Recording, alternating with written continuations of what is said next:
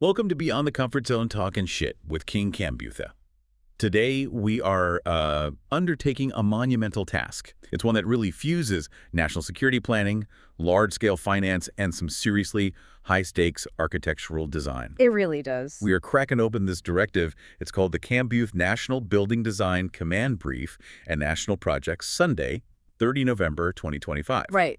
And the studio theme for the day, which kind of guides everything we're looking at, is Sovereign Agro-Logistics and Food Corridors for KAMBUF City Regions. And that title alone tells you just how high the stakes are here. We're not just, reviewing plans for a single building. No. We are dissecting a national strategic framework. The Master Challenge focus, it isn't about aesthetics. It's about procurement, finance, and delivery. For nation-scale food systems. For nation scale. And this whole document, it's prepared by the services of KING-KAMBUF PS Architecture Design Studios. But it's not just a brief for architects. It's really an instruction manual for building state capacity. I find the language in it absolutely fascinating. It says it requires portfolio work that, and I'm quoting here, reads like a ministerial action plan disguised as architecture. Exactly. The implication there is that every single spatial choice, the way you orient a road, the height of a grain silo, is a financial decision, a policy decision, or a security decision. Absolutely. The supreme client, KING-KAMBUF, is demanding action. I mean, the mission isn't to theorize about this stuff. No. It's to build one or two portfolio-ready KAMBUF food corridors where the spatial design, the finance, and the policy, they all interlock seamlessly. So the designers are literally drawing the logistical bloodstream of a nation. The bloodstream, that's a perfect way to put it. These are the essential corridors that link everything. Ports, parks, hubs, farms to secure food, to secure jobs, and, ultimately to secure dignity for the citizens. And the urgency of this, it's tied directly to global financial momentum. The brief wastes no time anchoring this whole mission in, well, hard economics. It does. We see this heavy focus on the African Development Bank, the AFDB, and other partners who are mobilizing billions for what they call special agro-industrial processing zones, the SAPZ model. Yeah, and they're using places like Nigeria as a precedent. That's the key. The motivation isn't academic. It's driven by a very explicit goal. It is. To anchor agro-processing right next to where the food is actually grown. And why? Because post-harvest losses in many parts of the continent are just catastrophic. How about are we talking? We're often talking 30 to 50% of all production just gone. That is a massive economic drain, and it's a source of completely unnecessary hunger. So building this kind of infrastructure, it's instantly measurable. Instantly, in terms of wealth saved and efficiency gained. So if that SAPZ model works, why do we need all these elaborate new corridors? Why isn't it enough to just, build a few more industrial parks? That's the million-dollar question, isn't it? It's the integration challenge. The brief is smart. It acknowledges that a lot of existing projects, mass transit corridors, industrial parks, you name it, they often exist in their own little silos. Right, they don't talk to each other. Exactly. So the goal here is to, and they use this term, re-weaponize these existing strategies. How do you take a mass transit system like a BRT and actually integrate it with industrial logistics? How do you fuse parks and hubs into a single cohesive national food strategy? And while doing that, you're also dealing with the hardest parts of delivery. The absolute hardest parts. Managing governance risks, securing land rights, and this is the big one, ensuring the explicit inclusion of smallholders. Small farmers. The small farmers. That last point, their inclusion, is the most common failure point in all the previous models, and the brief makes it crystal clear. Failure on that front is not an option this time. It has to be designed from the start, not just, layered on as an afterthought. Okay, let's unpack this. This is a monumental task. I think we should start at the largest scale. The cross-border connectivity. We're beginning with Scheme 1, the KAMBUF Transborder Agro-Logistics Command Hub. Right. This feels like it's all about necessity. We're talking large-scale infrastructure that has to manage highly perishable goods across international boundaries and do it fast. Very fast. This hub is positioned at a crucial intermodal terminal. It's situated at a very high-stakes corridor junction. You should imagine something like the critical Lagos-Cotonou connection, but then expanded to include KAMBUF's major city. So the logistics are dictating the architecture itself. Completely. The logistics dictate everything. We're designing a 247 sovereign hub where your performance is measured in hours. It must move perishables from these far-flung farm belts to the urban markets within a non-negotiable 24 24 to 48-hour window. The clock is the chief designer. The clock is the chief designer, absolutely. Yeah. That tight turnaround is, difficult enough on its own. But the hub also has to integrate with systems that are often, let's be honest, chaotic. Can you tell us more about the massing model requirement, this idea of a seamless interface with informal transport and the BRT while strictly separating heavy trucks and pedestrians? Yeah, that separation is key. The current reality in a lot of these places is just dangerous bottlenecks, accidents, massive operational delays, all caused by mixed traffic flows. So what specific challenges are mitigated by that separation? Well, first, it's fundamentally about safety, but it's equally about efficiency. The massing model has to visually and structurally differentiate these flows. So that means dedicated entry and exit ramps for the big articulated trucks. It means elevated or maybe underground passages for informal transporters and BRT passengers. And define zones for everything. Define zones for loading, for unloading. This architectural move, just the way you stack and sort different vehicle scales, is a direct intervention against that historical congestion and the food spoilage that results from it. It's how you guarantee that 24-hour clock isn't interrupted by a preventable gridlock. And beyond the traffic, the design has to be resilient against the kind of systemic failures that plague so many large infrastructure projects in the region. We're talking about designing for continuous operation, even with chronic port congestion and frequent power outages. Resilience is built right into the energy mandate. The design notes explicitly require solar plus battery microgrids. So it's off the grid. It moves the hub away from depending on unstable national power grids. That microgrid maintains the cold chain integrity continuously. If the main grid goes down, the refrigeration does not. That's a game changer. It is. And furthermore, the brief mandates specific low ammonia refrigeration systems, which are more environmentally benign, safer for these large volumes. And from an environmental standpoint, robust stormwater capture is required. So you're treating the hub not just as a logistics center, but as a utility provider for its own needs. And crucially, the brief also demands attention to the human element. The ESG requirements, environmental, social, and governance. They specifically mandate designing for labor conditions, shade, rest areas, sanitation. That's critical. For dignity, yes, but also for pure efficiency. Workers are often operating in intense heat, they're currently neglected, and that leads to high turnover, decreased productivity. Right. So by providing quality shade structures, hygienic sanitation, proper rest areas, the design ensures the whole system can be operated safely and sustainably. 247. This focus on labor conditions, it's a necessary cost of doing business. It's recognizing that people, not just machines, are the engine of this corridor. Okay, let's talk about the money. Let's talk finance.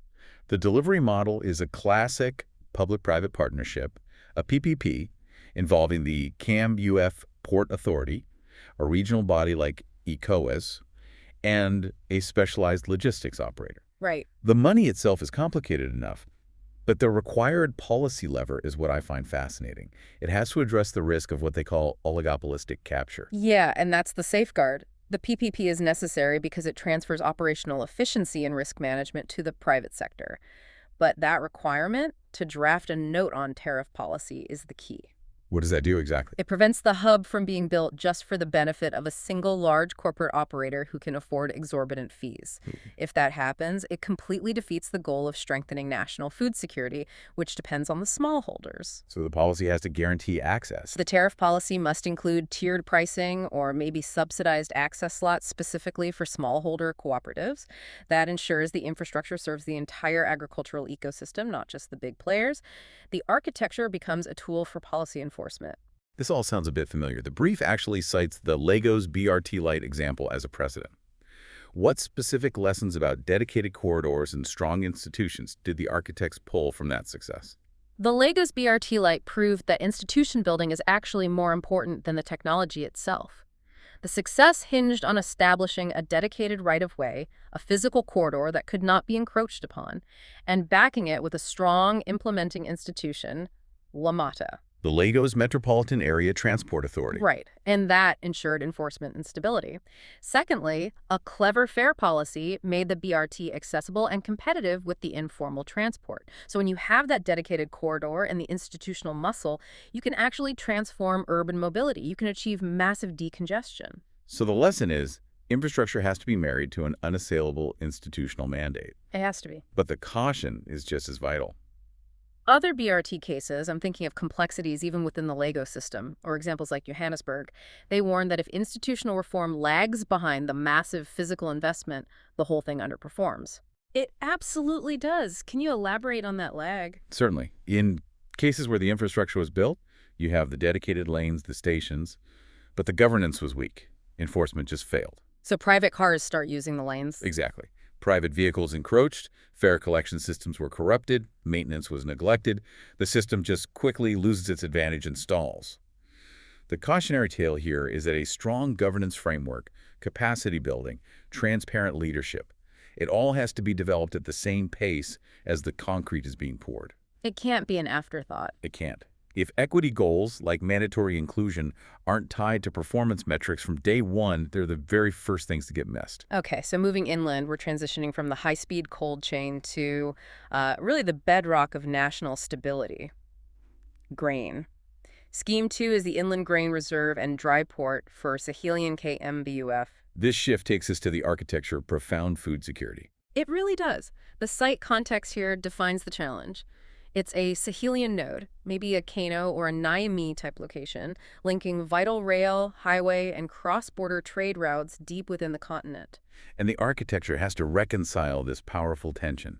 It has to be monumental, symbolizing the state's commitment to security, but at the same time, it has to be incredibly frugal and resilient. That's the paradox. Massive silos integrated with a community market and an emergency distribution center. That paradoxical demand for monumental yet frugal is compelling.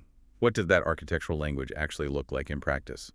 Especially when you're dealing with severe conditions, intense heat, dust, and even potential conflict risk. Well, frugality dictates the materials and the construction. So you're thinking modular precast concrete or robust slip-form concrete structures. The monumentality comes from the sheer scale and the placement, signaling permanence, stability. And to combat the environment, the heat and dust. To combat heat and dust, the design requires integrated meteorological masts for real-time weather monitoring. It needs proactive dust control strategies, often using local vegetation belts or wind-deflecting geometries. And you have to have shaded service galleries integrated right into the silo structure itself to protect workers and equipment from that harsh sun. The brief also calls for an early warning data room. That suggests this facility is much more than just storage. It's like mission control for the nation's food reserves. Precisely. This data room is pulling in real-time information. Commodity prices, geopolitical instability indicators, meteorological data, inventory levels. It allows the government to proactively release reserves or coordinate emergency logistics based on predictive analytics rather than just reacting to crises after they've happened. So that institutional capacity is physically embedded within the architecture of the silo complex. It is. And the communications requirement, this idea of a KAMBUF grain wall 90 days of sovereign reserves poster, readable by both ministers and villagers, that is a stroke of genius in democratizing national security. It communicates trust. It communicates preparedness at every single scale. For the politician, it's a measurable policy benchmark, 90 days. For the villager who's arriving at the market, it's a visible guarantee of the state's capacity. It combats rumor and speculation about food scarcity. So the architecture and its signage become instruments of political communication. Not psychological security. Now, what about the finance? It's a blend of concessional loans, so low-interest loans from development banks, and a sovereign fund. Why that specific mix? And how does the innovative contract structure, the performance-based contracts focused on storage loss rates, how does that come into play? Well, the strategic nature of the reserves, that requires the stability of a sovereign fund. That minimizes your reliance on commercial interest rates for what is critical infrastructure. The concessional loans then leverage international support. But the performance-based contract, that's the crucial governance tool. It is. Historically, grain storage operators, they get paid regardless of spoilage. This contract fundamentally shifts that incentive. The operator's profit is now tied directly to keeping loss rates below a negotiated benchmark. So if they exceed the benchmark, they're penalized. If they minimize spoilage through better management, better technology, better maintenance, they earn a bonus. You're using financial engineering to enforce quality control, which for national security is absolutely essential. and we see clear lessons here from precedents, right? Industrial parks in Ethiopia, Kenya, Nigeria, they successfully attract capital when they're linked to strong value chains. But the cautionary tale about inclusion is absolute. Why is excluding small traders the death knell for these parks? The failure comes when these parks become these isolated enclaves. They're geographically separated from the existing informal economies and markets. When the governance is weak, or when the location is chosen just because it's close to a port or a highway without considering the existing flow of smallholders. The parks are underutilized. They are. Smallholders, who make up the vast majority of agricultural production, they just can't afford the bureaucracy or the logistical distance to access the processing facilities. So the lesson is that the location and the physical layout must explicitly include areas for microprocessing, for aggregation, for market access for those small farmers. So if inclusion isn't a design input from day one, If the park isn't a hub for the local economy, it just becomes a high-cost failure. It only benefits a few politically connected large firms. so we've established the transborder backbone. Now we're shifting focus to the high-density urban environments. This is where spatial design really starts to meet social policy, and we're starting with the coastal zones. Right. We're looking at Scheme 3, the Coastal Cold Chain Port for Blue Foods, and Coastal KMBUF. It targets the ocean economy. And the context here is vital. We're talking about upgrading an existing, often polluting ad hoc fishing port. You can think of analogs like Tema, Abidjan, or Mombasa. Which are often sources of environmental degradation. Exactly. The challenge is transformative. It's about turning what is currently a public health and environmental hazard into a climate-resilient, low-carbon blue food hub. And it has to be designed specifically to support women-led processing cooperatives. That's a key part of it. These cooperatives are often the economic backbone of their fishing communities, but they're operating with just inadequate infrastructure and hygiene. The design has to provide modern, safe processing spaces and establish a safer, more dignified public realm around the waterfront. And the resilient design mandate, it's essentially an architectural fight against rising seas and corrosion. What specific deliverables are required to meet that mandate? We're looking for detailed flood risk mitigation strategies. This means raised platforms and docks to cope with sea level rise and storm surges. The structure itself has to use corrosion-resistant details, specifically engineered to withstand that saline environment. And the weather. And critically, wave-resilient piles and breakwaters are required to protect the facility from increasingly intense weather events. This is architecture that's engineered for climate change survival. Beyond the structural resilience, the systems have to address circularity and hygiene. Can you tell us more about this waste-to-fish meal loop and the mandatory integration of wastewater treatment? The waste-to-fish meal loop is a core circularity component. Instead of discarded fish parts polluting the harbor or the community, the waste is immediately channeled into a processing facility right on site to create high-value feed or fertilizer. So you turn a discard into a revenue stream. And you improve environmental quality. The mandatory inclusion of brine and ice plants ensures cold chain continuity, while robust wastewater treatment prevents the harbor from becoming a sewage basin. This redesign elevates the entire operation from an informal processing area to a high-capacity circular food production zone. The implementation strategy cleverly packages this infrastructure as a climate resilience project. It links it to the SDGs on food, work, ocean health. This seems designed to leverage external funding streams. It absolutely is. By framing the coastal upgrade in terms of climate resilience protecting communities and resources from rising sea levels, it qualifies for specific climate adaptation funds, concessional finance, and grants. That supplements the revenue from the Port Authority and the community co-ops. This financial stacking is essential for projects with such high capital expenditure. But, and this is a big but, there's a critical cautionary lesson here, and it's derived from UN Habitat findings. Coastal and informal settlements suffer from inadequate water and sanitation. This seems to fundamentally challenge the architect's focus. This is maybe the most profound design mandate in the entire section. The lesson is brutally direct. A cold chain without comprehensive parallel investment in sanitation, drainage, and waste management. It just preserves food more efficiently, but it also moves disease more efficiently. If you invest heavily in freezing and preserving fish, but the processing floors are unsanitary and the drainage floods the site with effluent, the public health outcome is zero, or even negative. The design brief requires that drainage, clean water access, and waste management systems are elevated to the same level of infrastructure security as the cold storage itself. You cannot separate hygiene from efficiency. Right, you can't. That reframes the entire scope of food logistics. Okay, let's move from the coast to the dense interior of the city. We're looking at Scheme 4. The KAMBUF Urban Food Market plus Housing Commons. This addresses the core equity challenge in urban renewal. Yeah, this is a hybrid model. It's for a peri-urban area, often a South African township, or a similar informal settlement. It combines a market, housing, and a civic courtyard. It's branded as a food commons. And the core design challenge here feels ethical and political. How do you execute equitable mixed-use architecture that upgrades informal markets in these critical backyard rooms without erasing cultural patterns or pricing out existing residents? Right. The mission is explicitly anti-gentrification. But isn't any investment that stabilizes property rights and modernizes infrastructure, isn't that going to increase property values and lead to displacement? What specific safeguards does the brief demand to genuinely protect affordability? That's where the policy tool comes in. The architecture has to prioritize incrementalism over wholesale demolition.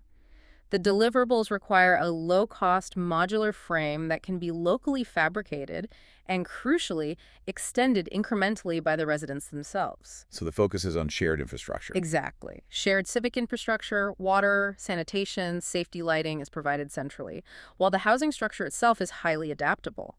This keeps the initial costs low, and it aligns with the existing practice of incremental construction and tenure. And the non-architectural policy tool that acts as the financial firewall.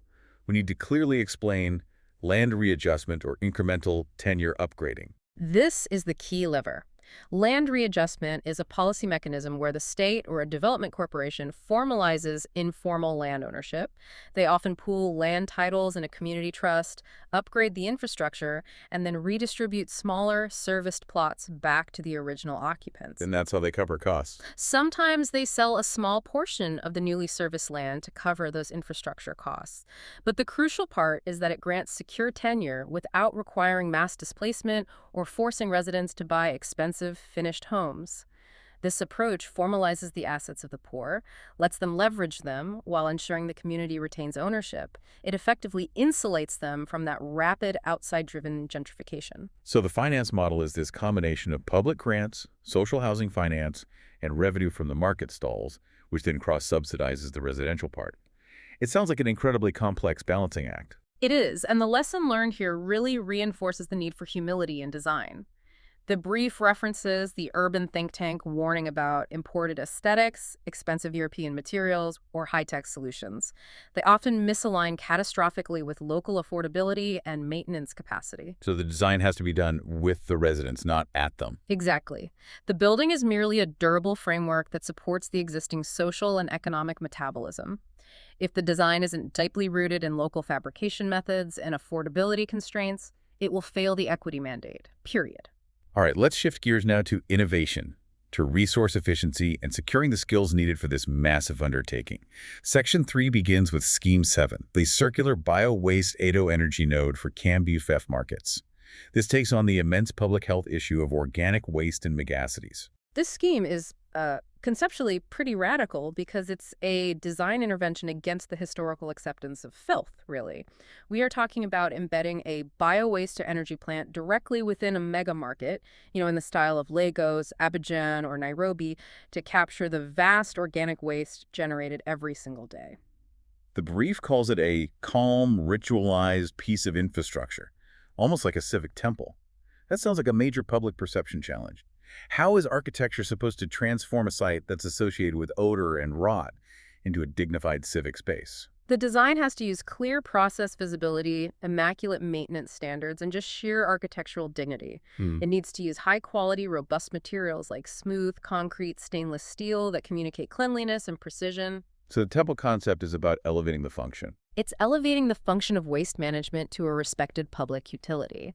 It's about routing all the flows underground, ensuring robust odor control, and integrating things like viewing galleries or educational placards that explain the technical transformation. How this rotting waste is becoming clean electricity and fertilizer. That reframing is essential for community buy-in and respect for the facility. And technically, what are the flows that are required? The deliverables demand a very precise process diagram. You have organic waste going in, then pre-treatment and sorting, then anaerobic digestion in these robust, low-maintenance concrete tanks. Which produces the energy. Biogas comes out, which is used for energy generation, and then digestate or compost comes out, which is used for agriculture. The operational complexity means you need robust concrete tanks, secure access galleries for monitoring, and effluent treatment systems to safely handle all the byproducts. The implementation for this relies on a PPP with a municipal authority and a private operator, leveraging revenue from tipping fees and energy sales. But the cautionary precedent here is strong. So many African urban sanitation projects fail because of operation and maintenance O&M deficits. That is the constant threat.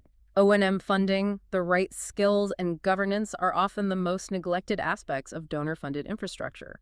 A beautiful plant built by foreign contractors will fail spectacularly within 5 years if local operators are not trained to run it, to troubleshoot it, and to maintain the complex biological systems. So that's why the required implementation angle is this mandatory embedded training for local youth. It has to be. That investment in human capital is what ensures technology transfer and long-term operational sustainability. It protects the initial capital investment. Okay, so moving from waste management to talent management. Let's look at Scheme 9. The KMBUF Agrotech Campus and Extension School. This is all about securing the intellectual pipeline for food sovereignty. This campus is the critical skills engine. It's a polytechnic attached directly to a KMBF Special Agro-Industrial Processing Zone, a SAPZ. And the goal is simple. Train a new generation of agro-engineers, cold chain logistics managers, and extension officers who understand the specific challenges of the KMBUF corridor. The design has to make the academic environment feel like mission control. Yeah. How do they achieve that connection between theory and, applied operations? By breaking down that traditional separation between the academic building and the industrial site, the design mandates studios that overlook test plots, labs that are directly abutting operational processing plants, and cold storage facilities within the SATZ. Dormitories have to connect to community farms. So it's real-time practical learning. It is. This physical proximity ensures learning is problem-focused. Students are observing the flow of goods and solving operational issues immediately. It fosters an entrepreneurial and applied mindset. And the physical design itself focuses on a simple, climate-responsive shell structures with low-energy cooling. The finance is blended education budgets, development partner funds, and industry sponsorships from within the SAPZ. That blended finance model makes perfect sense. The industry partners inside the SAPZ have a vested interest in a skilled local workforce. They essentially co-fund the institution that's training their future staff, and that ensures the curriculum stays relevant. And the structures are designed to be low carbon, using passive cooling where possible, reflecting the campus's own commitment to resilience. The warning tied to this scheme is crucial.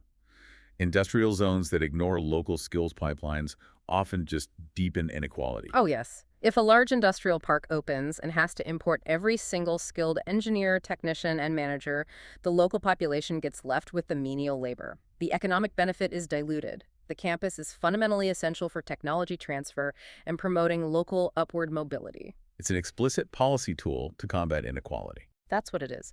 It guarantees that the millions invested in the SAPZ infrastructure translate into high-value jobs for the citizens of KRUF. Finally, we turn global with Scheme 6, the Diaspora Food and Culture Logistics Hub. This hub acts as a bridge connecting KRUF to major international cities like Atlanta, London, or Paris. This is architecture with a dual and profoundly important mandate. It has to move containerized goods efficiently, spices, grains, processed foods, but it must also move stories and resources. Stories and resources. Remittances, political voice, media, cultural products. It's an economic engine and a cultural embassy combined. It's designed to solidify the bond between the nation and its diaspora. What are the functional requirements of a facility like that? It sounds so multifaceted. It's a complex mix. You need a wholesale and retail market showcasing KAMBUF products, a specialized co-tacking facility for international standards, a festival space for cultural events, a media studio for political and cultural exchange, and integrated remittance kiosks. The design should emphasize modularity, reusability, maybe using a timber or steel hybrid hall structure so the space can shift quickly from a logistics center to a community venue. Implementation here relies on community ownership and unconventional financing. Why are diaspora bonds uniquely suited for this type of investment?